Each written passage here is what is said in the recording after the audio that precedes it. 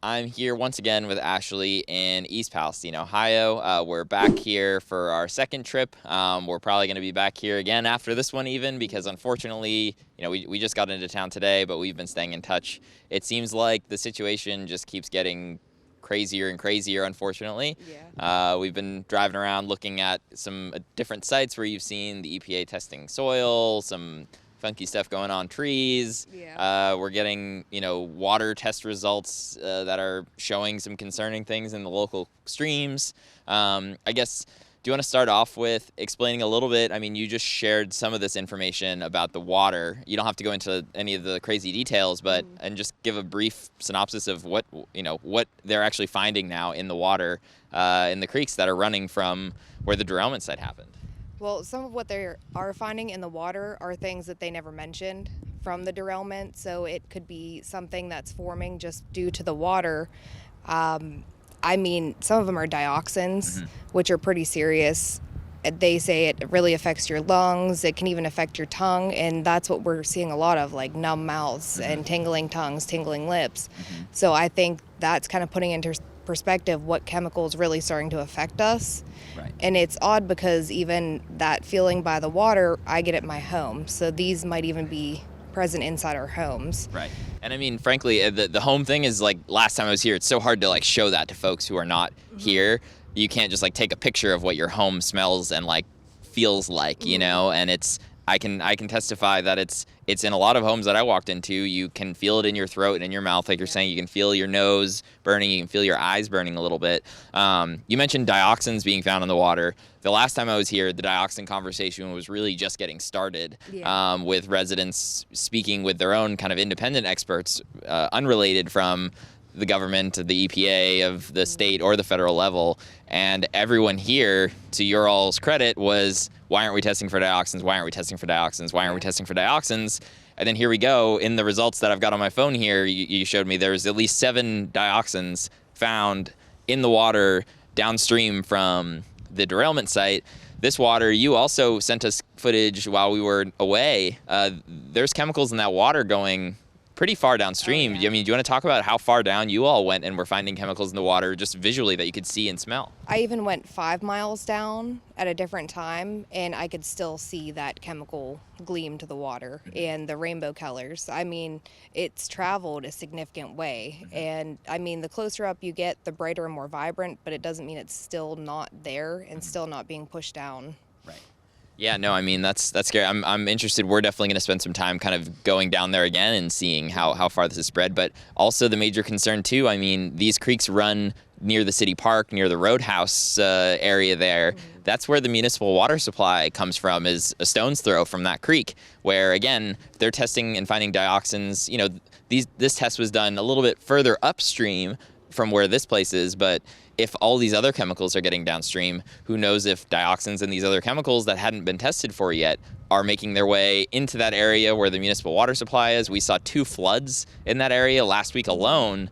When I talked to an expert, Bob Bocock, he's a water expert on this, he was like, they need to be testing that water basically every hour for me to feel comfortable drinking it, even into the drinking water, right? To be clear, these tests are of the water in the streams and whatnot, not the drinking water where they found this yet. Yet, though, is the key word. You all deserve to be getting a lot more frequent testing to find out. So it's kind of like we bring up one thing, okay, we'll tackle that, we'll get around to it, we're going to go really slow, and like this is something that we've mentioned, talked about. We've talked about dioxins, and it took this long for them to even start to test it. And I know dioxins can be found in normal day places everywhere. Right. But there's so many different types of dioxins, and we know that there's some more hazardous than others. Right. So that's the thing, we really want that looked at. Plus, I have a feeling we're going to find that in the water in town because people are showering, bathing, just even washing their hands and now getting rashes. I believe you talked with Jordan a little bit about a friend of yours who's been getting some rashes and whatnot too. So you have several folks that who are starting to experience this now. And I know I spoke with a lot of folks getting rashes. I guess, is that something that's still prevalent today? We're now basically almost 5 weeks away, 5 weeks out from when this happened, and that's still prevalent. It seems like it's getting worse too. So even the nosebleeds and everything is getting worse as well. Or more people are noticing it, and especially with them tearing up everything right now. You can kind of hear it in the background. They're moving the dirt around. earlier when it wasn't snowing, it wasn't as cold. I was starting to have the burning nose just riding in my car down the street. Right. Fortunately, it's like a little bit windy right now, and I think it's coming from not necessarily the right direction. So we're okay for the moment, at least. But yeah, definitely. I mean, you can hear. I don't know if the audio will pick it up, but you can take my word for it too. We can hear the construction vehicles moving back and forth. Not far away from where we're at right now. I guess, do you want to explain, you showed us a tree earlier. We'll have some footage of it to show viewers right now, but do you want to explain what we were seeing there? It was the tree stump just up the road. So all this white stuff here seeping. It's hard to see with the snow, but this white stuff seeping on the edge of the tree. Interesting. And this tree had been cut down for a while, and these white kind of marks on it are new, basically. Yeah. And I did question the EPA agent that was out here, and he kind of brushed off and said it was fungus, and I said, that's not fungus. Gotcha. Like, I know fungus, it's not. Right. So. And the EPA was taking samples, soil samples in this area and in the area we were just at. The area we were just at was about 2 miles or so away. We're now closer in, maybe I'm estimating a bit closer to the mile marker from the drill. We're into the mile now. Yeah. Okay, cool. Looked like it was seeping something chemically wise is the only thing I can explain, or something not organic, just not something that happens.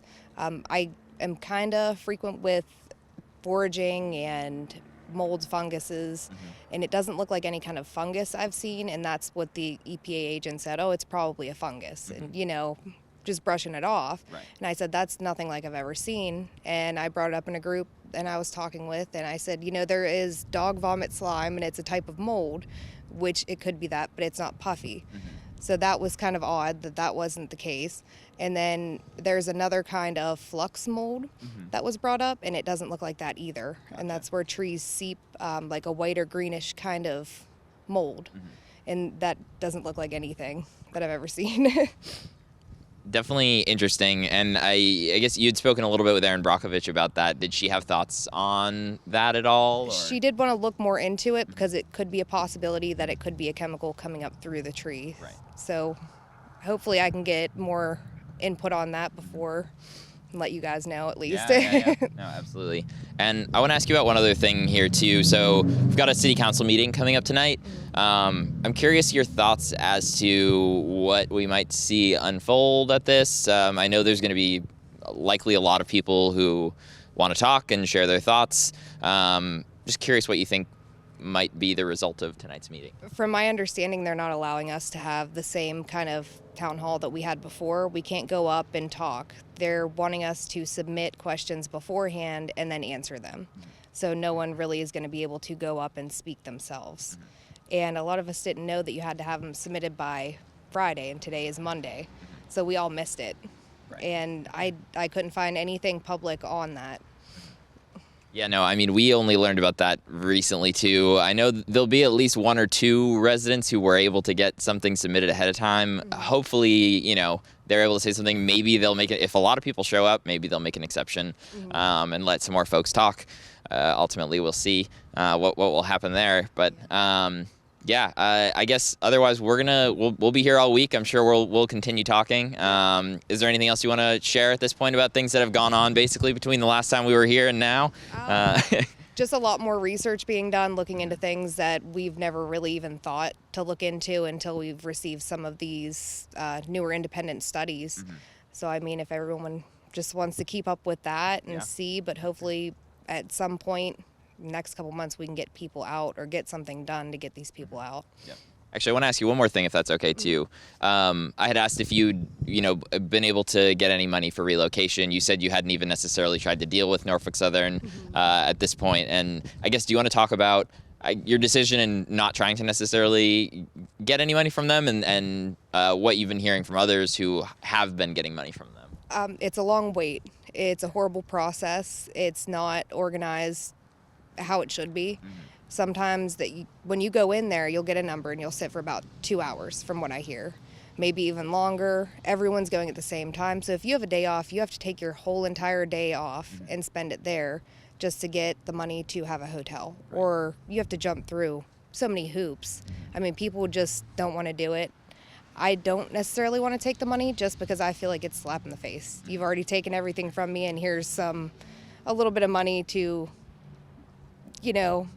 for my inconvenience. It's just hard to explain. I just don't trust them, and I don't trust taking money from them at this point. Yeah, and I mean, we saw it when we were here last time, folks waiting in line for hours, some of them to wait in line for hours to be turned away because they didn't have a social security card for one of their children, or like something ridiculous like that. So you would think a $1 billion company in this case would be able to build a website and have it just be, I can submit my claim and be all good to go, but why make it easier? Card. Yeah. Or because they have phone numbers everywhere, they're giving everyone the debit cards. Why can't they just reload it? Right. Make a phone call. Here, we'll reload it. Email us the stuff. We have you on file already, because that's what they're telling people. We already have you in file. Yeah. So I don't see why they make it harder.